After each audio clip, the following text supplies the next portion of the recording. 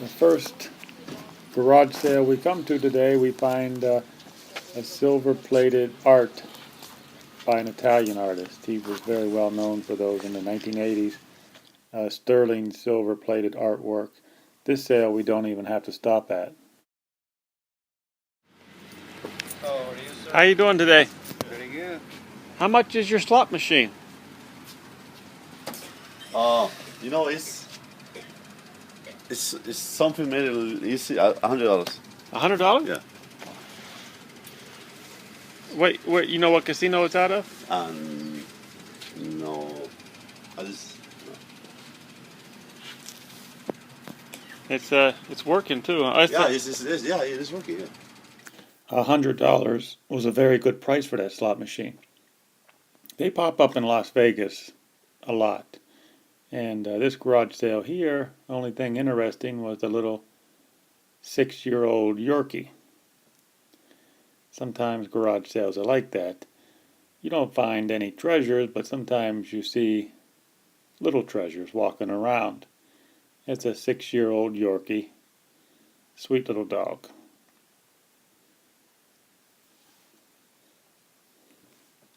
So we keep on looking.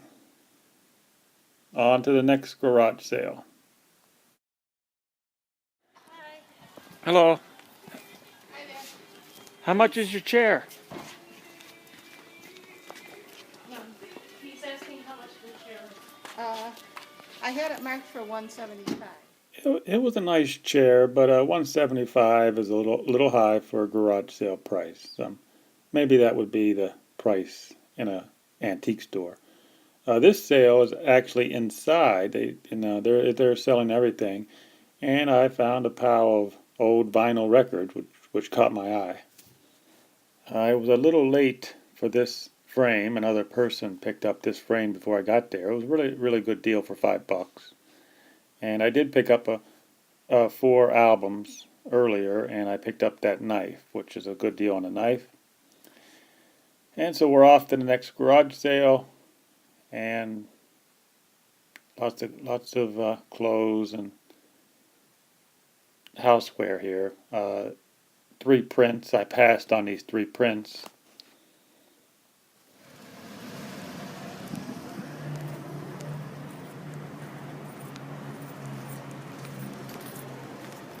Hello.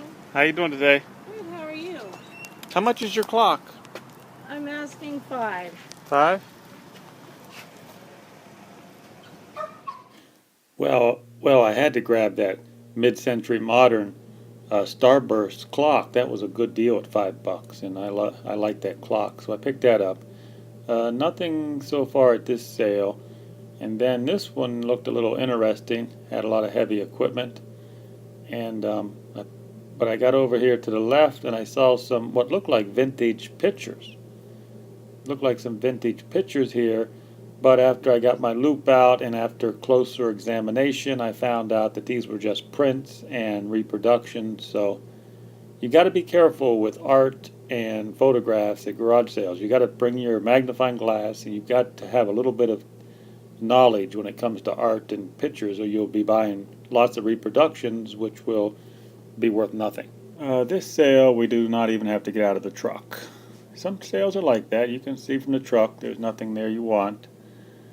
And then this sale, I picked up these arts and crafts frames right there. The one on the left and the right, they had an arts and crafts feel to them. I like those frames. I picked them up. Picture in the middle was a reproduction, and I passed on it. This was a great idea here. Somebody did this. It was a folk art do-it-yourself project. They made a pot holder out of a metal chair. Really great idea there. Very great idea.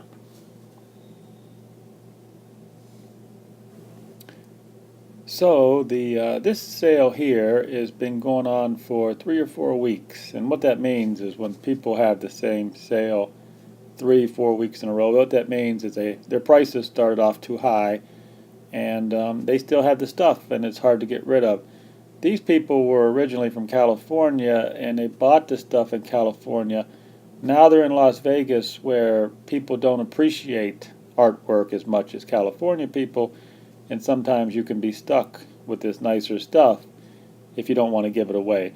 That's the problem with garage sales in some cities, you just don't get what you want for it. Now this is a very nice chair here, but for the Las Vegas desert, it's priced a little high.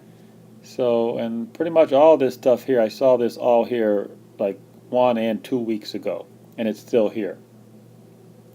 It is lots, it's very nice stuff, and if all this merchandise was in a garage sale or a estate sale in California, wow, it'd be sold quickly.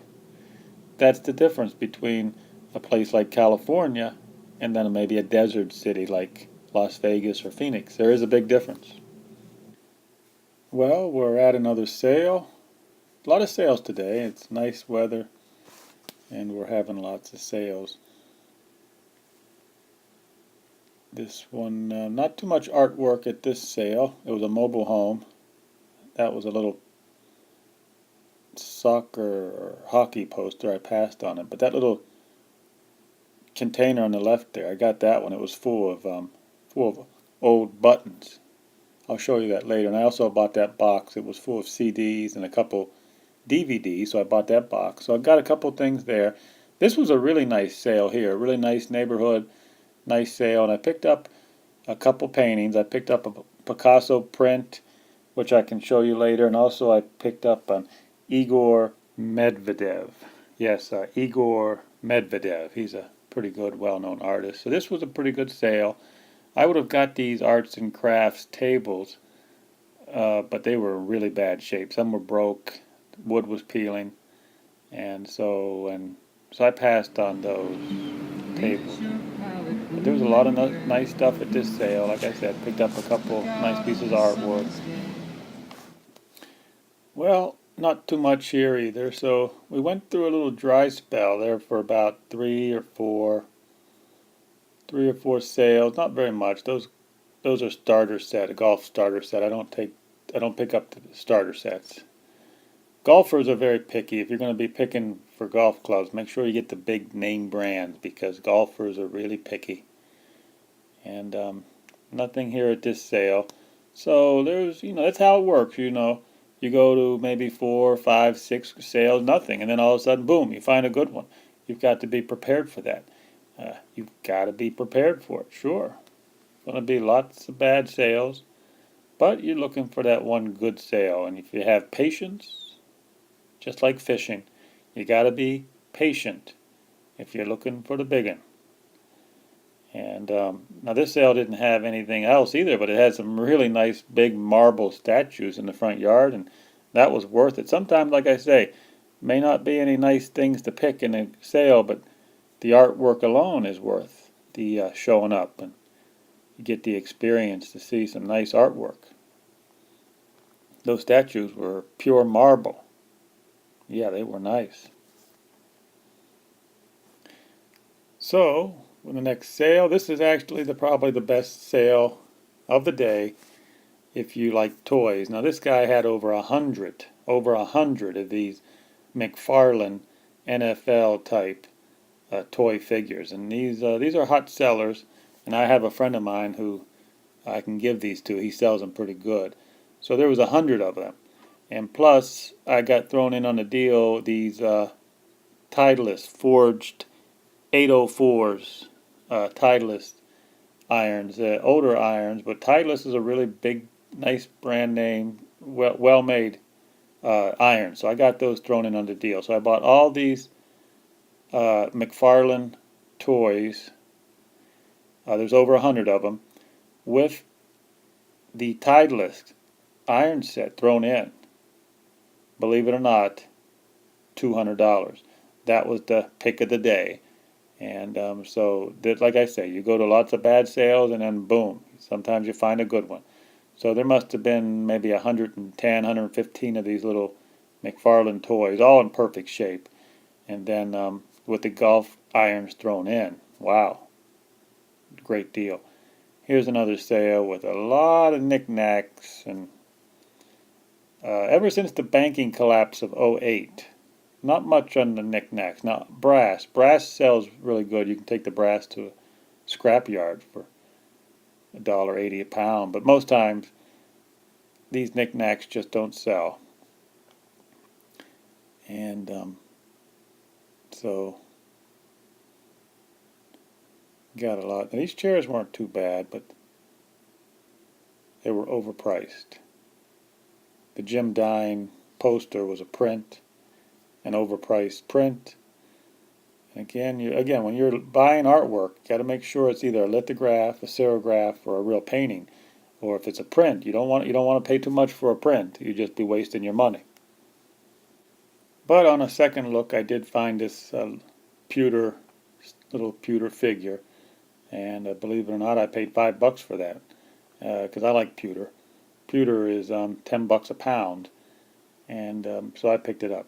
Now we're going to have a little overview of all the things I picked up that I might have missed. This is the first pimp suit or zoot suit I've ever picked up before, and it was really cheap, and I thought, I don't know, something about it. It was a pimp suit. I bought it. It was weird. And this is the Picasso print that I picked up at the good sale, and that's the Igor Medvedev serograph. And also picked up some old vinyl records. And here's the CDs I picked up, real cheap. And yeah, these are CDs. CDs are when you always can use some good CDs. And now this little can here, an old candy can from Denmark, was filled with old vintage buttons. And some people don't realize that you get a whole bunch of buttons together, they can add up in an auction. So old buttons are hard to find, especially the ivory buttons. So if you find a bunch of buttons like this cheap and you get a couple ivory buttons in there and some mother of pearl, it's worth it.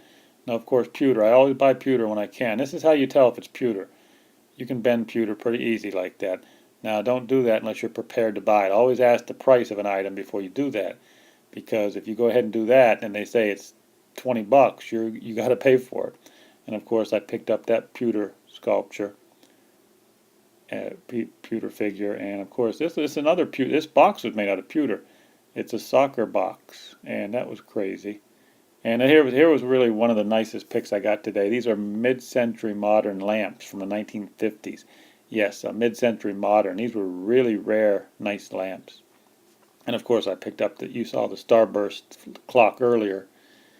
So this is an overview of all the nice things I picked up today. It was a nice trip. That's the Igor Medvedev, the arts and crafts frames, the zoot suit, and that does it for this week's garage sale hunting. Of course, I also picked this up too. It's an iron flower stand.